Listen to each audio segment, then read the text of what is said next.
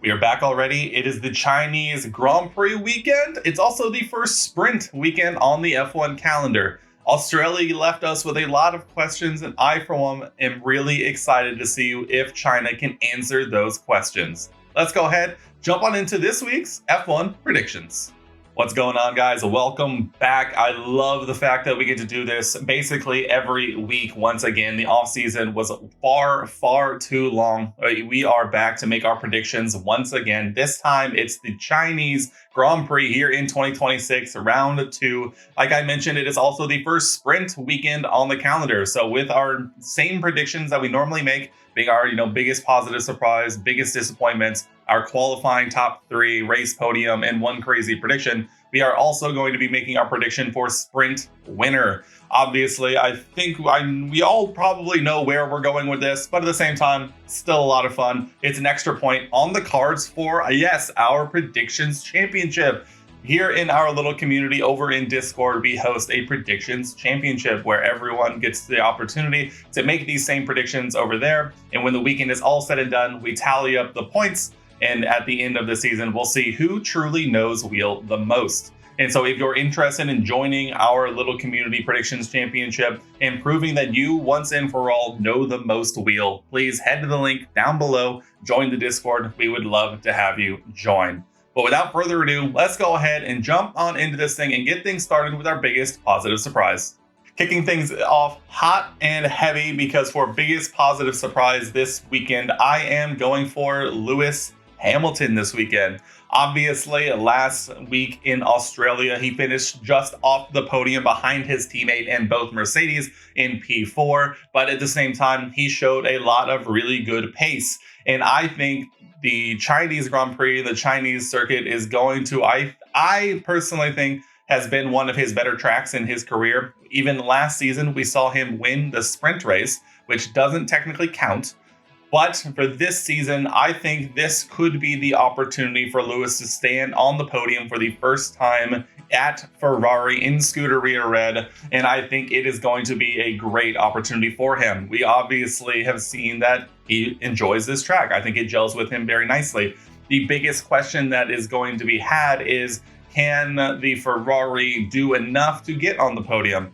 Time will tell, but at the same time, I think Ferrari are pretty clearly the second fastest car, and he showed a lot of really good pace over Charles Leclerc. While Charles obviously had the better qualifying and had track position over Lewis, I think it's only a matter of time this season before we see Lewis stand on the podium. And what better time than right now in a shortened weekend with one practice session, a sprint race, and then wrapping it all up with a Grand Prix podium? Time will tell. Let's move things right along and talk about our biggest disappointment for this week. And this one truly does pain me to say, because I do love to see rookies succeed, but I have to go with Arvid Lindblad in this one. He had an absolute 10 out of 10 performance last week in Australia. He started, I believe, from 9th, made it all the way up to 3rd at the beginning of the race, ultimately settling in and finishing P8, and was battling for every single position, which I personally was a huge fan of seeing. That said, I think this could be an opportunity for him to sort of fall back towards his mean. Obviously, I think the RB, V-car, whatever you want to call it, is actually a pretty decent car and probably will be challenging the likes of Haas and Audi for the, that P5 best of the rest position. But I think this is going to be an opportunity for maybe some of the drivers who had a less good Australian Grand Prix to sort of bounce back, especially on the shortened weekend. One practice session and a rookie very rarely mix decently. Obviously, we've seen Arvid get up to speed extremely quickly, but at the same time, I think we could see a bit of a regression from the young man. And honestly, if he proves me wrong, more power to him. I'll put my hand up and say I was absolutely wrong, Arvid. But at the same time, I got to make up for some lack of points last week. And I think this is a pretty solid pick. And not to say he'll finish last or anything, but at the same time, I think we could see him finish behind Liam for the first time and potentially, outside the points fairly comfortably. Let's go ahead and jump on into our qualifying top 3. Once again, this is our qualifying for the race on Sunday. This will be following the sprint race on Saturday. This will set the grid for the Grand Prix on Sunday. Let's begin in P3, and it is another redemption story going into this week, which, there is quite a few of them based on the results of Australia. But this one is Oscar Piastri. We saw around Australia that Oscar definitely seemed much more up to pace in his McLaren versus his teammate Lando Norris, and at the same time was eventually pipped by both Charles Leclerc and Isaac Hadjar in qualifying. But I think that China could be another instance of Oscar sort of wanting to get back into the groove, get into the season for the first time, give him a sprint race to sort of get settled in. And we've seen what Oscar is able to do over a single lap. And I think this could be a good opportunity for Oscar to kind of show what he has to offer. At the same time, while I definitely do think that the McLaren is third, potentially fourth fastest, I think this is going to be a case where we've seen the Ferrari qualifying pace not necessarily be there yet. Obviously, it's only a single sample size. But at the same time, this feels like another one of those instances where we could see someone like an Oscar Piastri out-qualify the Ferraris, but obviously the Ferraris have their own tricks up their sleeve. But Oscar Piastri is going to be my pick for P3 in qualifying for Sunday's race. As we move on now to P2, and surprise, surprise, I'm going with Kimi Antonelli in this one. I think this is going to be very much a case of until someone proves that they can knock them off in over a single lap, which it definitely seems like Mercedes have figured out the secret sauce when it comes to qualifying, as well as race pace. But race pace a little less so based on what we saw in Australia. But over a single lap, when George put, 8/10 on the rest of the field, it was quite the sight to behold, and I think the Mercedes is going to be the qualifying king until proven otherwise. So Kimi Antonelli, my pick for P2, and the finishing out the front row, pole position, George Russell. I don't think anyone is going to be too surprised by this. As much as I would love to go crazy in qualifying, maybe something insane happens, you never know, but this is already moving into a classic case of until someone proves me that they can beat the Mercedes over a single lap, it's going to be a Mercedes front row lockout. No holds barred.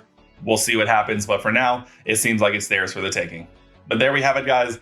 Our qualifying top three: a George Russell pole, Kimi Antonelli P2, and Oscar Piastri rounding us out.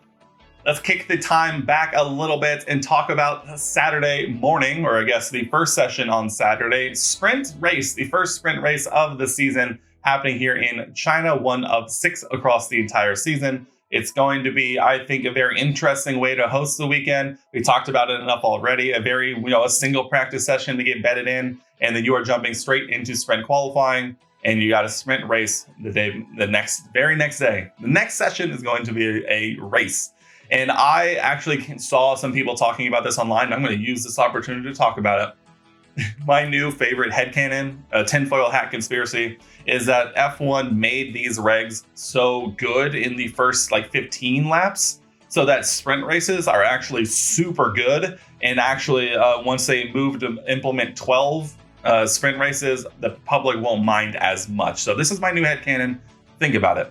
But let's go ahead. We've talked far too long without talking about our sprint winner prediction. That is right. It's George Russell.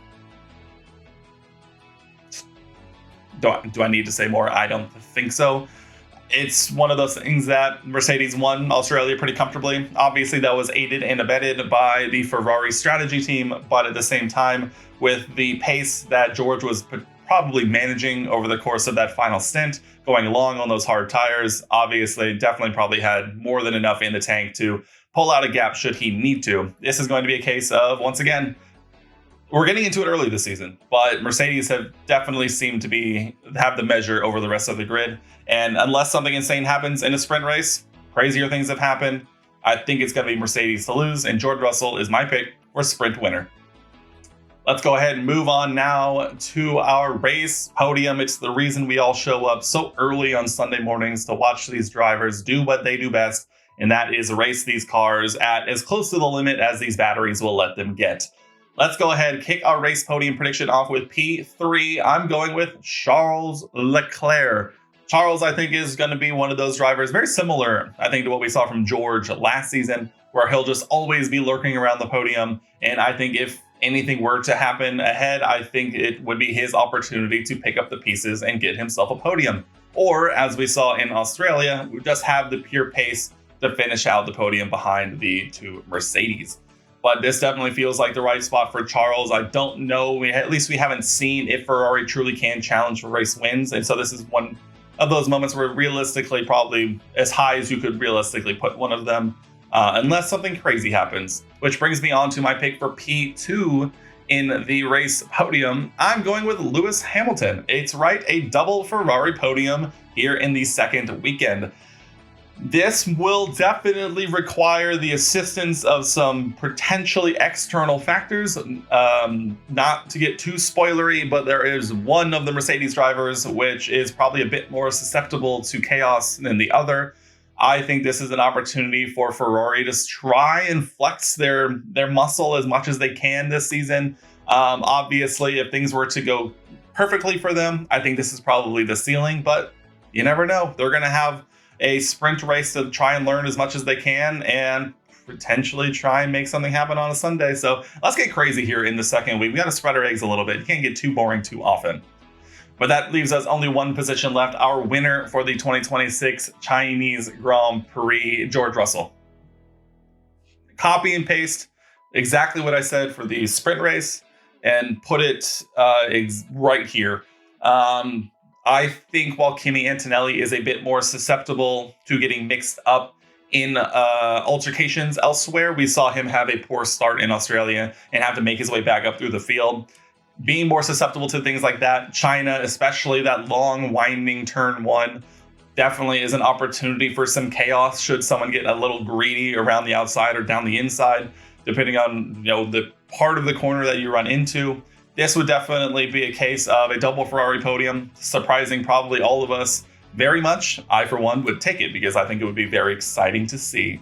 That said, a George Russell win definitely seems on the cards. It seems like Mercedes definitely has the pace advantage over a race distance, but hey, time will tell. But for now, I'm still going to ride that George Russell train until he crashes. So a George Russell win, a Lewis Hamilton P2, and a Charles Leclerc P3. Guys, that leaves only one prediction left. We round things out as we always do with our one crazy prediction. And this one, I'm going crazy beyond belief because not in a single session I think we've seen since preseason, all the way back to the shakedown. I don't think there's ever been a spot where this has happened. My one crazy prediction, the Grand Prix on Sunday. Both, count them, 1, 2, Aston Martins finish the Grand Prix and classify. We have to make that distinction because last time out, Lance Stroll finished 15 laps down, and because he didn't retire and finish 15 laps down, was outside the window to classify. And so technically, Lance Stroll has still not completed a Grand Prix in 2026, which I find hilarious. Both Aston Martins will finish. Both Aston Martins will classify. Let's get insane, why don't we? I am a firm believer that Aston Martin will not want to go 2 Grand Prix weekends in a row without finishing a race. Obviously, they could finish 2, 3, 4 laps down plus, but I think they're going to want to try and get more running unless it truly, truly is that bad, in which case, woof, I think we would already have our season losers wrapped up at that point. So fingers crossed for them. But my one crazy prediction is that both of them finish and both drivers classify. But guys, there we have it. F1 is officially back. I could not be happier for that fact to be true. First sprint race weekend definitely is going to cause a lot of chaos, whether it be reliability issues or just on-track carnage with the way these cars have to be driven. I, for one, can't wait to see it. The carnage will be fantastic. The results will be who knows what. And I, for one, will be seated for every single session. If you guys are looking forward to this weekend, go ahead down in the comments below. Tell me what your predictions are for the 2026 Chinese Grand Prix, as well as leave a like on the video if you made it this far. It really, truly helps me out. You guys have no idea. And if you're interested in joining our little community, both talk about F1 and sim racing as a whole, we'd love to have you subscribe, join our little community, and hop in the fun. But guys, we will be back when the weekend is all said and done to take a look at these predictions, see how close I got, as well as talk about what we saw over this first sprint weekend on the calendar. I hope you guys are just as excited about it as I am. But until then, I'll see you guys in the next one.